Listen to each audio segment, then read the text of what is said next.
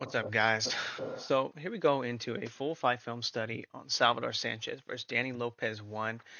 And there's a lot of talk about this guy being one of the greatest fighters of all time. People love this and that. He died really young, which is tragic, and all that stuff. But we're going to be talking about it, and I've never really watched all that much of Salvador Sanchez. Watching him, I've never seen anything that I thought was particularly great. I've never been like fascinated by his style, only about what other people seem to see in him and his ability and his, because right off the bat, when I watch a fighter, there are certain things that I look for. Okay. Number one, being able to catch a jab. But being a positional based fighter is one of the most important things that I think any fighter can have. And we can see immediately that Salvador Sanchez is not really a positional based fighter. A little bit of slipping here, right? Anticipating this shot, slipping down under that shot. But very, very bouncy so far, very, very bladed stance fighter still, but still has an opportunity to slip to this front foot. But it's off of this bounce here, right? And because he's in the air, he can't like always really throw a punch like this, let alone a hard punch. Okay.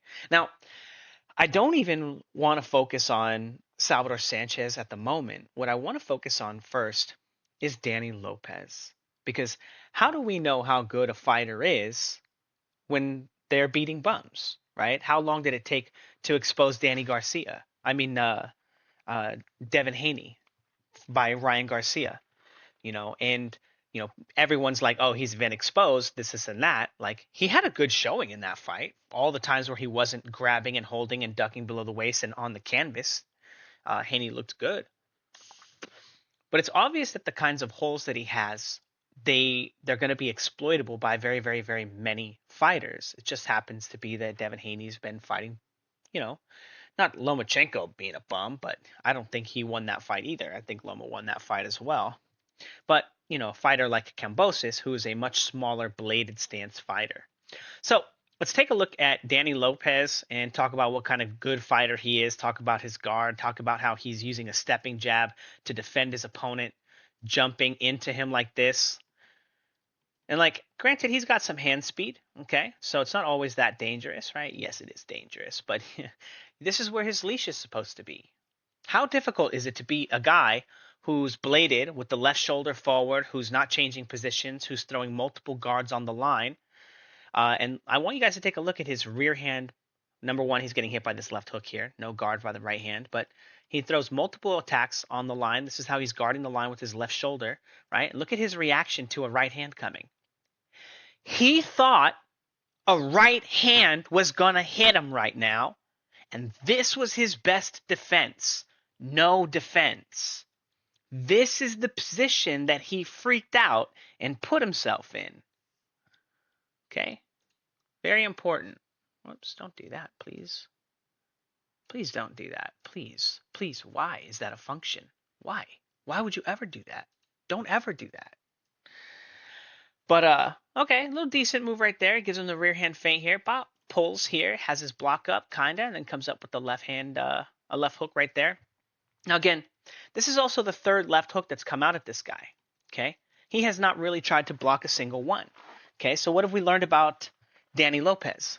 Well, number one, from the rules that I've seen just in this last 5 seconds, multiple attacks with the lead hand to guard the line with his lead hand. No positional change, right? No attempt to bring his weight to the back foot. Look at his structure right now, right? Because his weight is always going to be planted on the front foot, so that means he's going to be a front foot bladed stance fighter, right? So he's a right side of the line front foot fighter. Okay, so he couldn't shift his weight to get away from the right hand. That's why he didn't block with the left shoulder. Okay, but also he can't slip any farther to the front foot or pull and get down and get his right shoulder block up. Okay, where he guards the line with his right arm. Okay, now again, just how difficult is it to beat a guy who has these flaws? Right? We all saw Devin Haney exposed and how, quote unquote, how easily he beat Kambosos, right? Who's a bladed stance fighter. But Linares gave him fits, almost hurt him. But again, when we take a look at like how good these guys really are, number one, okay, what are some of the other rules? Well, where's the active guard? Where's the circling? Okay? Stepping jab here, sits on the line. Did he have any defensive responsibility? Right after you make an attack on the line, you have to immediately expect that your opponent's going to counter. Everybody knows this. Boom. Except for Danny Lopez, world champion of somewhat. What year was this guy world champion? Now, coming forward, right? Stepping, right? Very, very, no head movement. Stepping, no head movement, right? Catches, slips to the front foot, rolls. We know that rolling is not really a good idea. Okay, we've seen better fighters roll into shots than Salvador Sanchez. So against a high level guy, again, we're not just talking about like can Salvador Sanchez beat Danny Lopez, because again, so far I don't rate Danny Lopez even close to the pedigree of the bum George Kamboumsis. Okay, I don't think he's even half as good as George Campbell. Look at this guy. How hard is it? How many of you in chat believe that you could beat Danny Lopez in a fight? Honestly. Look at this guy. He's an absolute bum. A monstrous bum. No head movement. Circling is terrible. Right side of the line fighter. Right? Boom. Cross the line a little bit. Obvious. Obvious. Stepping jab from the back foot here. Look at how easy it is to get over this.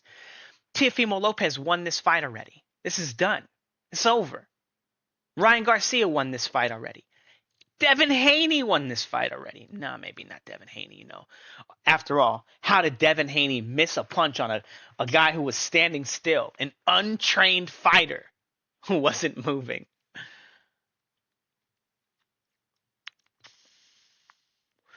A lot of this stepping jab here, crossing the line, a little bit here, crossing the line, boom.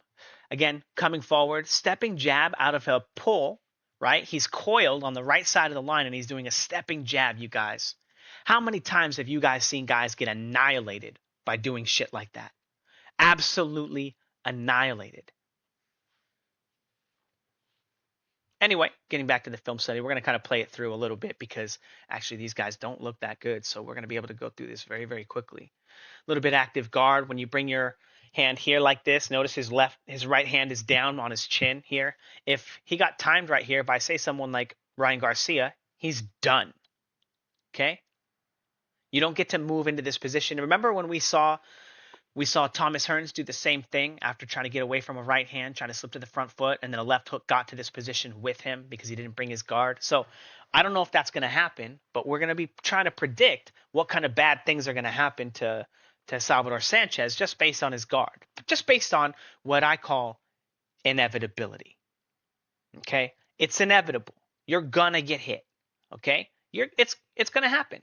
And the more holes you have, the more often you're going to get hit, and the more random places your opponent will be able to find to set things up against you. Now, if you guys want to learn all the best ways to not have this happen, again, and you want to learn my complete film study idea, my full combat theory, check out the Fouts Boxing Academy. It's going to teach you all the best drills to learn how to not wind up in positions like this, the best ways to train them. And again, it'll be proven within 10 minutes of you being inside the Fouts Boxing Academy. You'll be exposed to over 100 drills. The drills are like little short 20-second clips of the drill being performed by a professional fighter a few times for you to mimic, and then you just do your 3-minute version. You send it in, and I tell you mechanically how to make it better, so you can move on to the next drill. You can choose any place in the combat system to start working. Eventually, you got to get good at it all, though. Okay, but anyway, this bum. What's another very, very common problem, right? So you move to the front foot here. Again, because he's not really a positional fighter, he's not constantly crossing the line. When he brings his weight to this line, he doesn't have his rear hand guarding the line here, right? He doesn't have it with a block or a catch. Now, when you leave the line, it's very, very, very important when you leave the line here that you have you're going to be guarding the line, right? Now, right now, the left shoulder is going to be the one on the line. Right? Now that means that if he's going to be making an attack, whatever he's doing, it's going to be with the left arm. Okay? So as he crosses the line here, it's going to be a left hook. It's going to be a left cross. It's going to be a left block. Okay?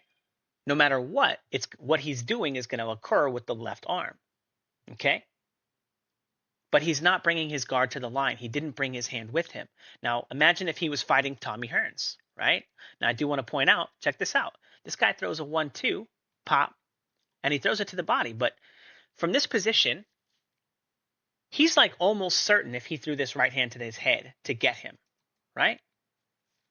If he was fast, if it was Tommy Hearns, if he was really racing. And we can already see how him making it to the front foot here, bop, and getting controlled on his way out, getting hit by a free punch.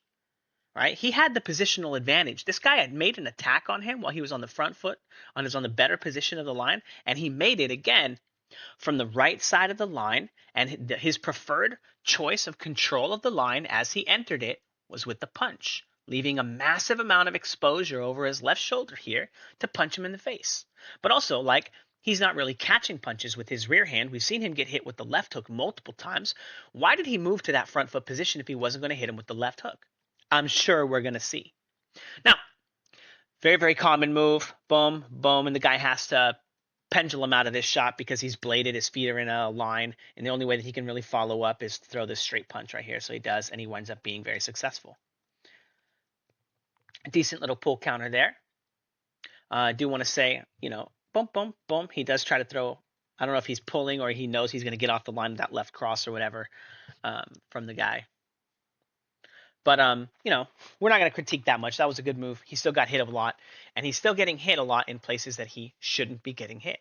Now, makes it to the front foot, gets controlled. Looks like he gets hit. Now, real quick, just take a look as he makes it to that front foot here. Bop, bop. 2 punches before he can get out, and then he comes up, and he does not have a left guard up, which means he can still be hit with a straight right hand. Okay, that roll took him so long to perform, and he didn't throw any punches off of it. But a competent fighter, even just Jorge Linares, when he did that to Devin Haney, would be smoking this guy, right? And again, this guy is not a positional-based fighter. He doesn't have as many feints. This is not a bad block, not even the worst right here. Bop. Still getting hit by the jab. The block is kind of bad. It's nice that he's interacting, but you can see his arm is this way, which means that there's like a massive gap, this massive, massive gap over his shoulder. But he is coming back with a pull counter.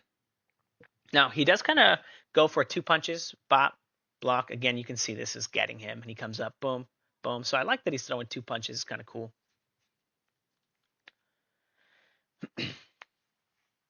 But again, this guy, Danny Lopez, straight bum. Okay? Front foot, pendulum, back foot, into the 2. Very, very slow pendulum here. Pendulums makes a little bit of range on him. And again, Danny Lopez has absolutely no guard, right? Leaving the line. Remember, we just saw Anthony Joshua leave the line with his left arm low, and then Dubois wound up cracking him and dropping him. Again, it's the same flaw. It's one of those things that just happens over and over and over in fights. It's one of those things that's always happening.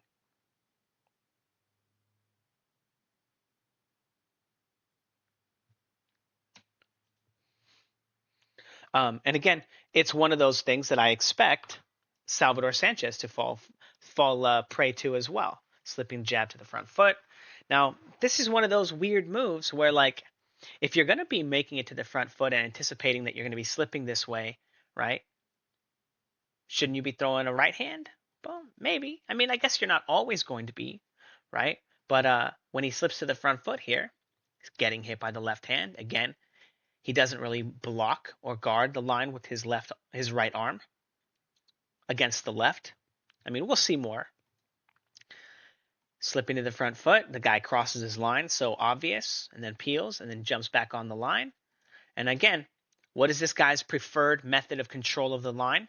Well, he gets feinted, and the guy steps with the jab, right?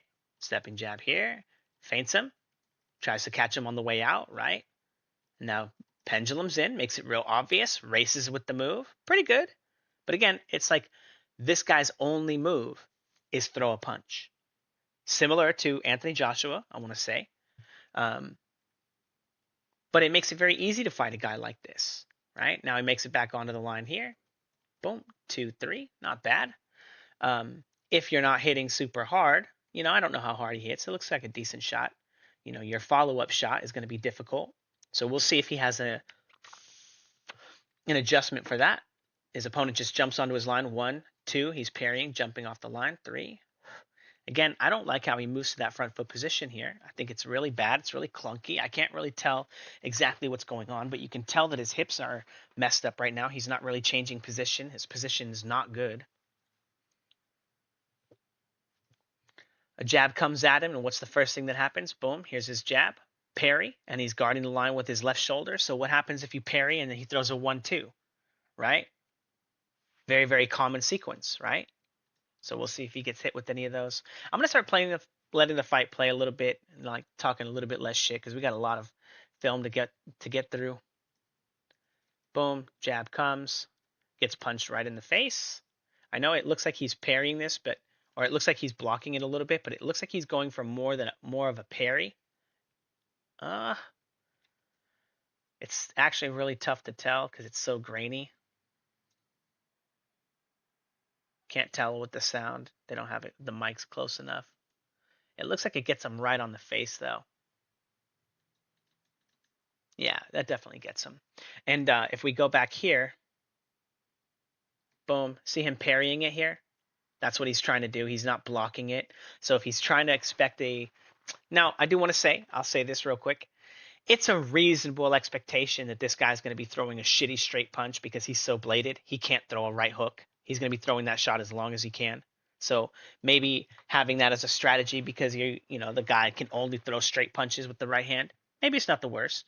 But also like just keeping your goddamn hand up makes it so difficult for him to find a hole to even want to throw that straight right hand, that single angle that he can even throw it from because he's so bladed. And again, he keeps approaching the line without even having his hands up, right? This is not having your hands up, stepping jab here, getting countered. What if that's a 1-2? What if he's not fighting Danny Lopez, right? What if he's fighting a real killer? Okay. Now, I don't actually know what year Salvador Sanchez fought, if he fought in the age of bums or,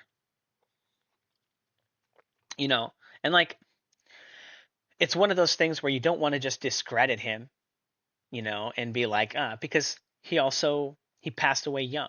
He didn't actually, I think he actually still had like quite a bit of fights, but I think he was still pretty young, which means there's a lot of opportunity for him to grow and to get better, right? In theory.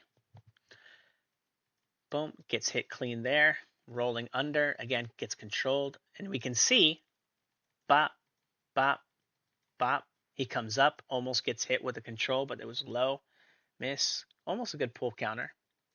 He does favor that 2-3 quite a bit, which I'll be honest, I really like a good 2-3, but it is getting him hit quite a bit, so still not making an adjustment where he'll throw a 2, then a block, then the 3, 2, and then interact with his opponent in 3, favoring the pendulum offense. That's likely, again, because he's also himself a bladed stance fighter, so when he makes it to this position, he's like leaping out with the left hand, just like his opponent, right? We get actually a decent look at his feet here. Up, down, up. Feet comes up all the way off the ground, all the way off the ground with that uppercut.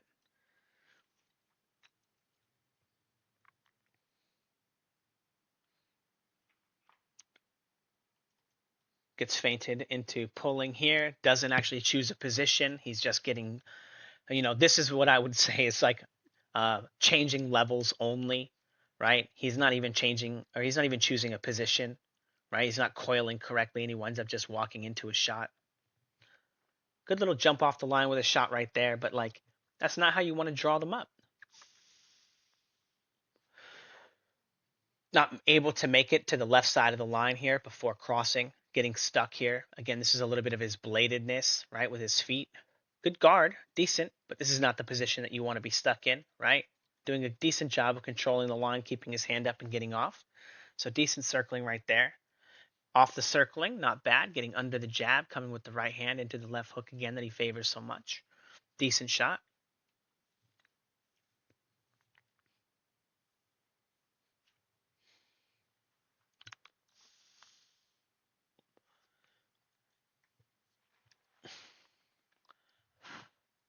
Now, again, I want to remind you guys, Danny Lopez, catching him here, catching him here. This guy is no physical specimen. This Danny Lopez guy, he's a bum. This guy he would be among one of the worst guys This is one of those guys that if he got in the ring today, you'd be like, wow, where did they find this guy? What a free win. Again, what kind of guy is going to make it to a title? Who, and the guy standing in front of him, right? Here he is checking the line, right? Huh, huh. Now, again, down, up, 2-foot punching, right? A little bit of 2-foot punching right there. But we can see that this is not fluid. This is not, right? He's checking the line right before he does it. The guy has only a few seconds to figure out what the move is going to be, but it's also like, it's not telegraphed, but it is telegraphed, right? Because of the fact that he's a bladed stance fighter, he's having a very, very difficult time hiding what he's going to be doing against this guy. Now, doing a little bit of pendulum boxing, right? Jumping, jump, jump, jump, right? So he's got a little bit of the 2-foot punching. So maybe this is what everybody sees when they're like, man, he's so good because he can do a little bit of the pendulum boxing, but he's a beginner at it. He's a huge, huge, huge beginner. Slipping down, getting under a possible jab, leaping up. Again, this is just a shitty version of a 2-foot hook, a 2-foot punching hook, right? The ones that I teach on my channel. And because he doesn't understand the technique, because he doesn't understand how to train it properly, he doesn't know how to make it, he doesn't know how to shortcut it. He doesn't know how to make these moves small. Okay, again, very, very, very beginner pendulum boxer so far. And it's only so since he's starting to get into his little rhythm here that you can kind of see it. He looks kind of like a less sharp Dmitry Bivol. Boom, boom. Again, where's his guard? He's not very difficult to hit here. And again, if he was fighting George Kambosos, right? Even George Kambosos could be giving him hell. Those are some pretty good shots here. Boom, boom.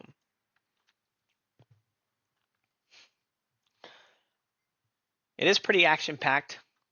Again, very, very dangerous to be pulling here, not ever bringing his left guard with him.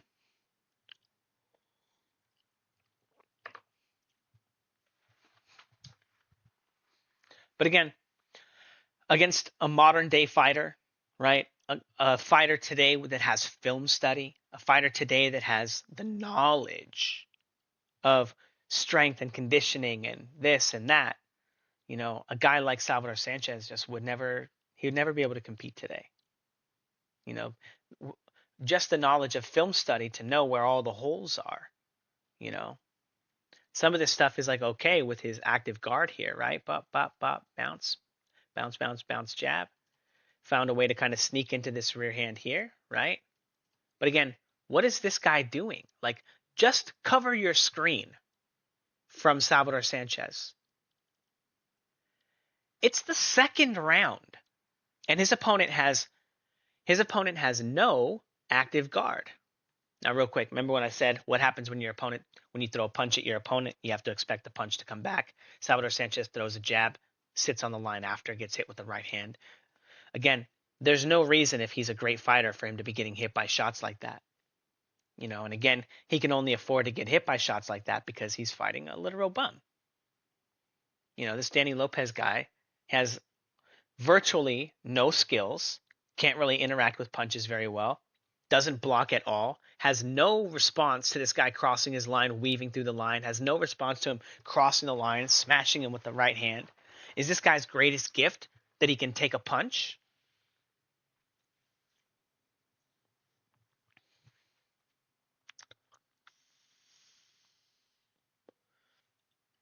Again, is this really high level boxing from Mr. Sanchez?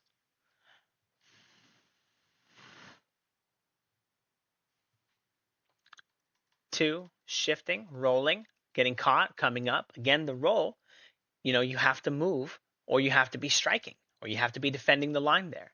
When you make it to this position, the final end of your position, where's his left block? Right? He makes it to that position. He's not guarding the line. He's not making an attack. And then is he just going to sit there? Again, you're on the line with your opponent. You know, and I would say if we watch it again, he's just priced in. He had to make that move because he's very, very bladed. Now he's not bladed. Now he jumps into this shot. Boom. Leg comes up and he has to get back to his blade. Right? really quick. 2-foot punching, right? Boom, boom, gets hit, jump, 2.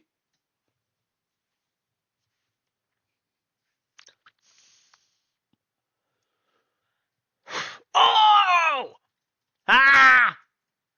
Told you guys. It's not a real move. It's not a real move. It's too predictable. Even this guy, Danny Lopez, finding him, right? Boom, and then forced to shift as well, right? And again, no guard. Is Salvador Sanchez, is there a defensive beat in here? I guess that was decent. He had his right block up and he tried to move into the left cross. He's just getting styled on. And then again, makes it to the other side of the line here. That's a pretty good move. Boom. Boom. 2-3. That was really sick. Really, really good work. But again, do you guys know who's one of the best examples of a guy who has no defense, pendulum fighter, all offense, no defense, snappy? Do you know who one of the best ones ever was? And they'll never get any better than that with no defense. Yuriorkis Gamboa. You guys think Yuriorkis Gamboa wouldn't beat the hell out of this guy? I mean, it just doesn't make any sense, guys. It just doesn't make any sense. These are not the strategies that win championship fights against all-time great fighters. Now, again, he's bouncing a lot, bounce, bounce, bounce, and then winds up not being in a position here when he gets attacked, boom, to pull, right? Because he's bouncing, bouncing, bouncing. You know, and a little bit of that bouncing is him trying to find a way to jump into his 2-foot punch, right? Because he doesn't really have a rhyme or a reason or a pattern, right? He doesn't have any, you know. And now again, I want to remind you guys, check out the Fouts Boxing Academy. Again, over 100 drills, not just to teach you like drills. Here, do this drill. Here's a random drill. No, these drills are going to teach you how to fight. They're going to teach you how to circle and step around your opponent. I don't know if you guys noticed this, but Ben Davison was saying step around to Anthony Joshua. Again, all these people trying to rip off my theory and my keywords, again, so that they can talk boxing the way that I talk. That's the reason why everyone on the planet talks boxing the way that I talk, because it's my language, okay? So again, learning how to step around, learning how to do this stuff, learning the proper way to line up your body mechanics with your opponents, learning the proper way to step around so that you can cover as many holes as possible, to find as much offense as possible, to create as much safety, right? It's not about, you know, again, I've been saying this for a long time. Punching is ancillary. Boxing is mandatory. You have to be able to move around and continue to find open positions to put yourself in the ring. Otherwise, your opponent is going to box you out of positions, trap you in a corner, and beat the hell out of you. And if you don't know how to navigate the ring and continue circling and moving, I guess we can play the film study while I rant, you're going to wind up doing something silly and walking into a punch. Now, again, Danny Lopez, is he changing positions? Does he have an active guard? Does he have any rear hand probes? All of this guy's attacks are stepping hooks or stepping jabs, right? Where literally anything that Salvador Sanchez does, if he times it correctly, is good against this guy. Anything he does. This guy is a fish out of water. Bah. Easy. Boom. Easy. Finally made a roll under there. Count. Waited for the hook. That was pretty good timing. But again, why is he bouncing here? Right? Bounce, bounce, bounce, bounce. And then this is him jumping into his punch, right?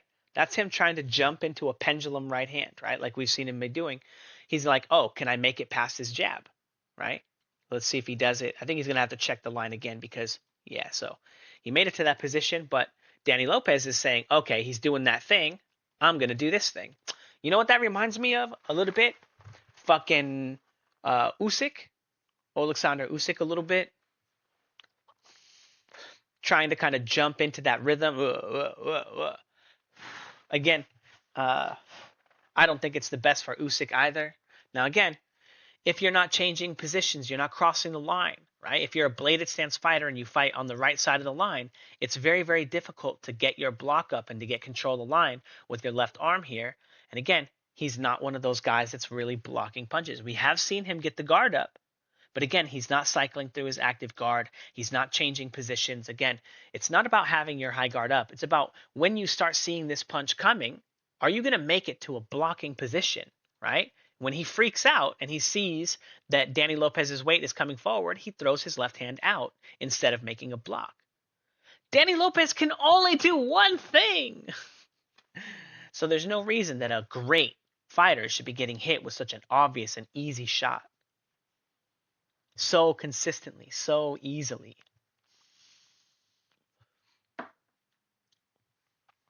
Like, tell me how many times Teofimo Lopez has to jump on his line and go, bop, boom, and hit him with a 1-2. Like, honestly, wouldn't Kambosos beat this guy?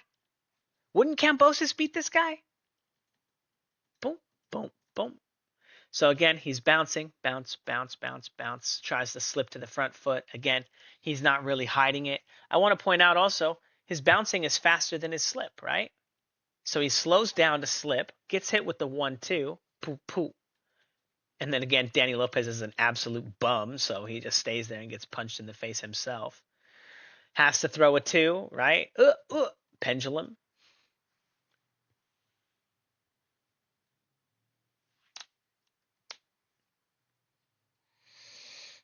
Come on.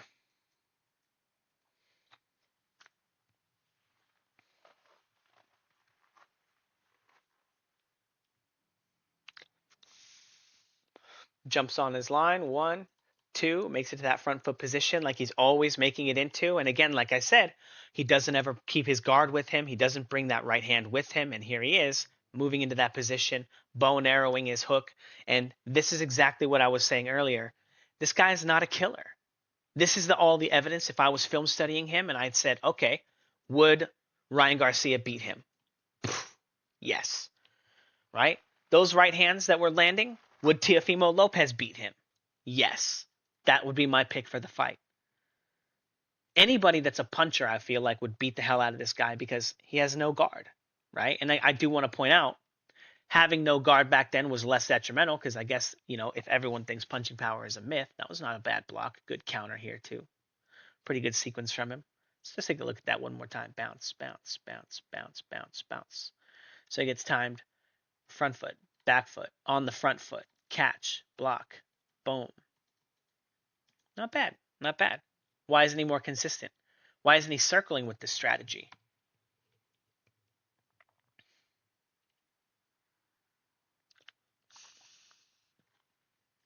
Jab, pull, very, very sloppy pull here. Regains control of the line with the left hand. And again, in the Fouts Boxing Combat System and in the Fouts Boxing Academy, you'll find better ways to learn to set these things up. Better ways to learn to circle your opponent, that you're not always bouncing and putting yourself out of position. Again, this winds up being, right, very, very interactable pull counter from Salvador Sanchez.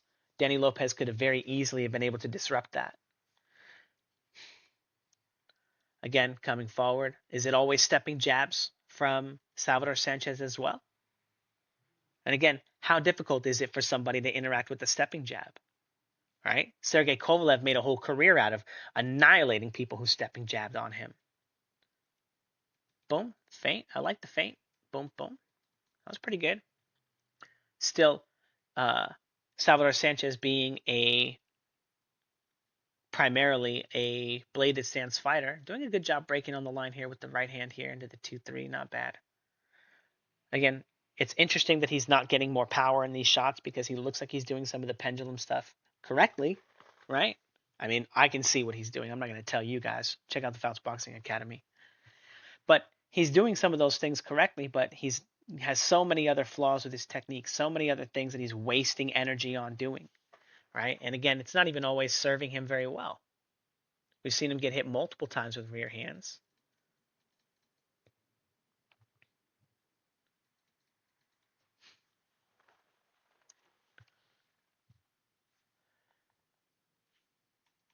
Getting hit with that shot over and over and over again. Isaac Cruz, I actually don't know what weight class Salvador Sanchez is. I should have looked at that. Had better comparisons of fighters who would beat him. Naoya Inoue? What do you guys think? You guys think Naoya Inoue could land a right hand against this guy? Hop, hop. Probably.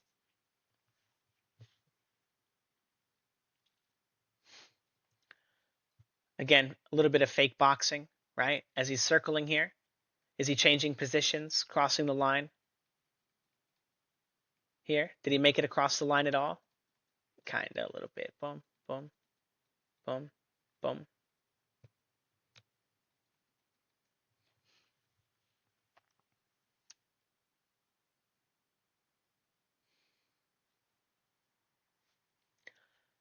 Makes it to the front foot again. Again, because, he's a bladed stance fighter also, right? A right side of the line fighter when he makes it to this position. Because he's never really here. He's kind of jumping here. Has to leave. Getting punched again. And there's just no reason for him to be getting hit, doing what's like one of his best moves.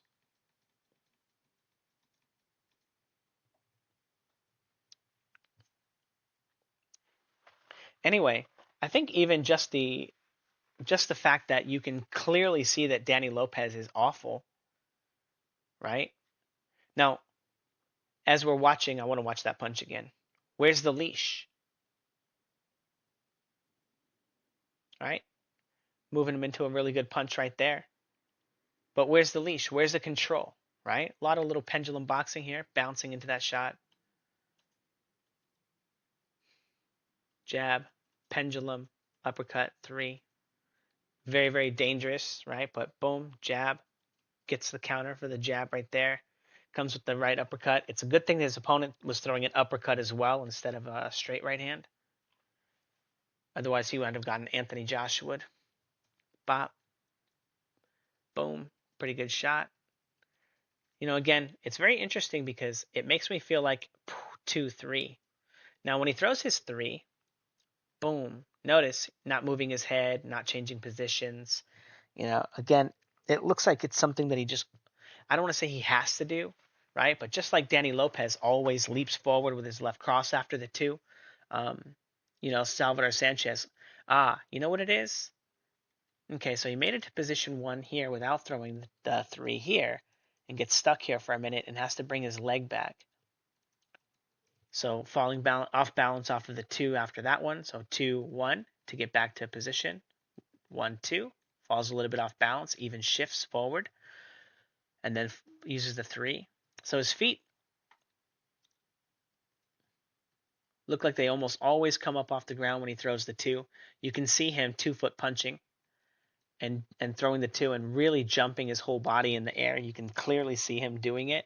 Again, he's a beginner at it, a massive beginner. Again, check out the Fouts Boxing Combat System. If you guys want to learn how punching power really works, again, I teach it to everybody.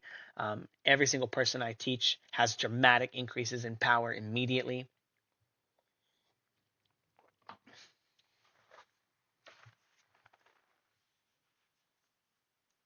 But yeah, I just don't see this being like this guy being an all-time great,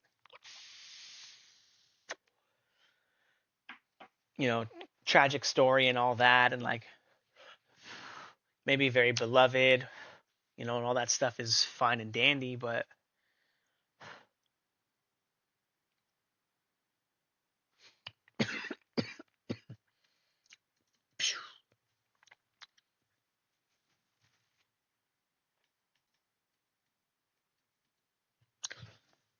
he gets hit a lot. He gets hit a lot, and he's not even fighting guys who are good. When you look at the level of competition, like, is Floyd Mayweather one of the greatest of all time? I mean, kinda. Is he top 5? No. Top 10? Nah. Top 20? No. He's probably in the top 100. Probably in the top 20. He's probably in the top 20. Simply because, I don't know, probably top 40. Probably somewhere in the top 40. Um, because, again, he fought in a very weak generation. Carlos Baldemir. That guy, right? I know that guy wound up getting a win over the mentally broken Zab Judah, um, who maybe didn't even train hard for his fight and, didn't take that guy seriously at all. And like, fighting is like, it's serious. I know everyone knows the consequences are serious, but like, when you actually understand what it is that you're trying to do and train and learn, like, it's a very particular way to train. It's a very particular way to get good at it. And you're not going to shortcut the process. And again, I'm the only coach on the planet that knows all the ways to teach punching power to anybody.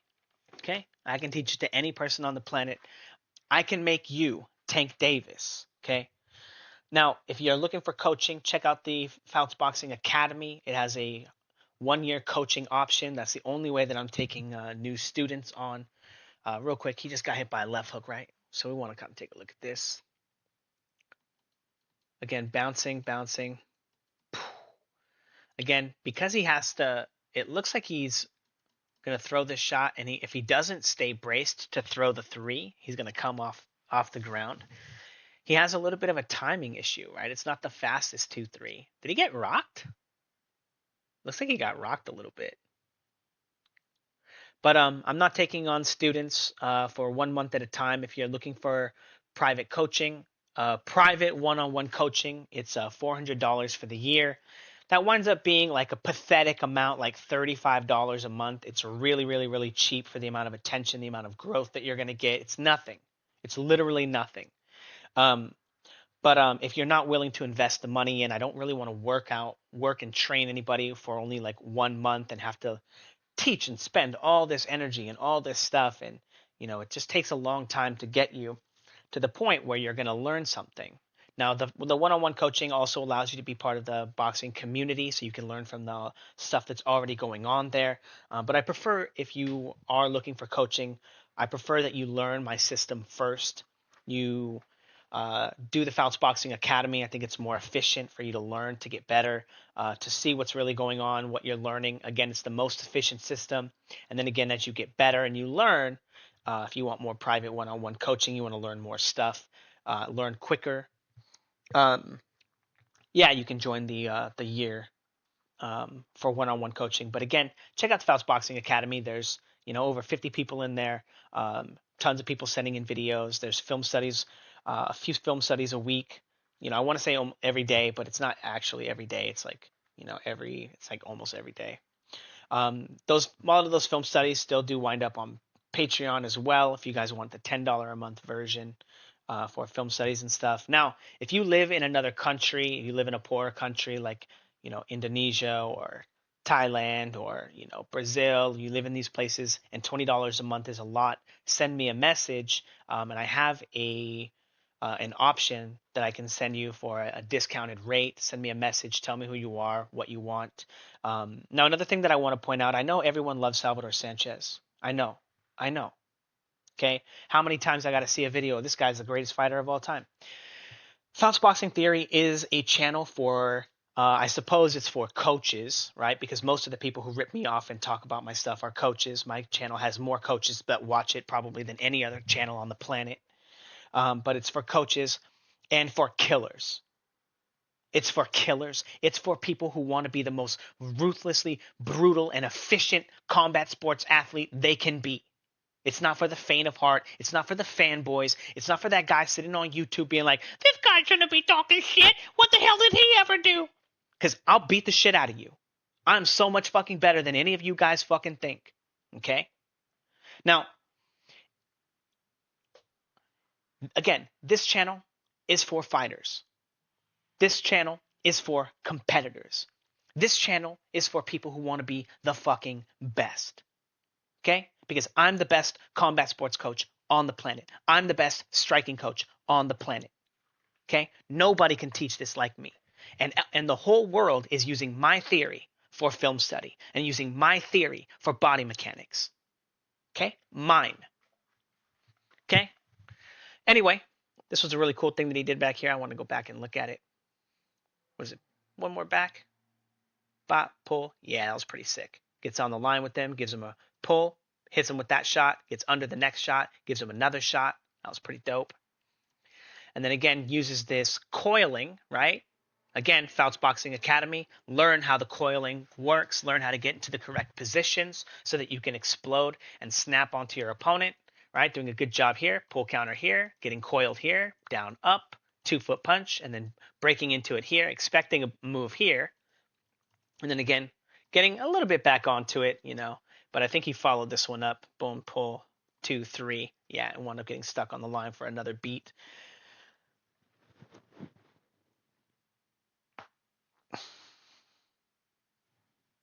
Now again, it's very interesting because I guess I just realized what he's doing, right? Because he's staying in this bouncing, right? Bounce, bounce.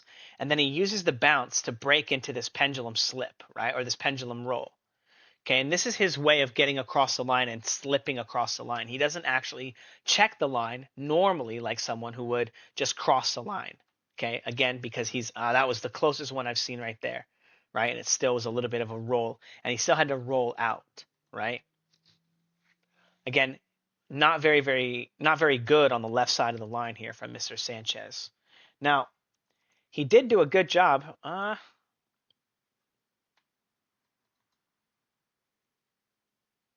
Okay. Ooh, I went so close and it's so grainy, I can't really tell.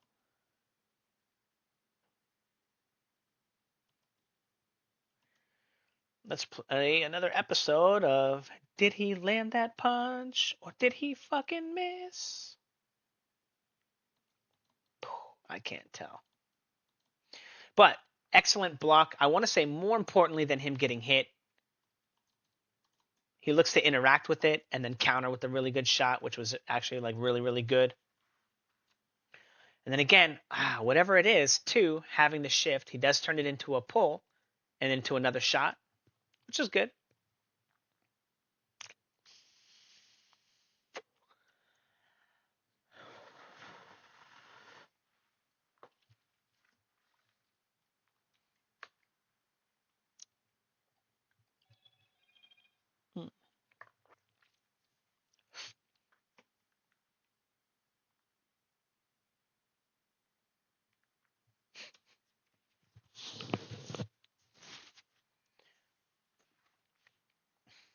No counters.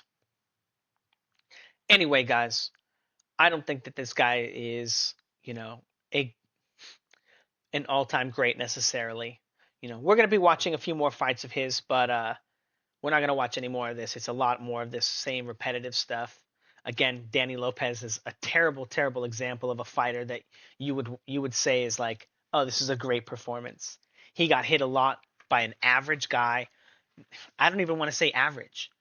Tony Jeffries would beat this guy. Okay? That's how bad Danny Lopez is. This guy is absolutely one of the worst fighters I have ever seen. Maybe I'm tripping.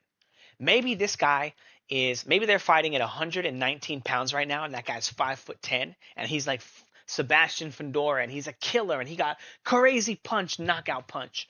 Maybe, but I ain't seeing it. The guy's trash. The guy's trash. He can't fight. He's not a positional based fighter. And Salvador Sanchez, if he wasn't himself a better puncher just because he inherently jumps into all of his punches, right? Again, he's a very, very amateur 2-foot punching striker. Okay. He'd be going 50-50 with this guy. He'd be going life and death. Now, he has got a couple more pull counters and stuff, but like the other guys, just like him, their defense is just so bad on average.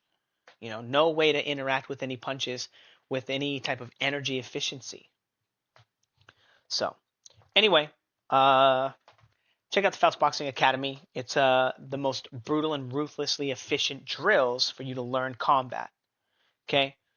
All of the drills have very, very, very particular patterns or a kata, if you will, that you have to move through and learn to guide yourself through the ring till you start understanding what it is that you're trying to do. Okay? Anyway, like I said, this channel is for fighters. It's not for you YouTube guys. Get out of here.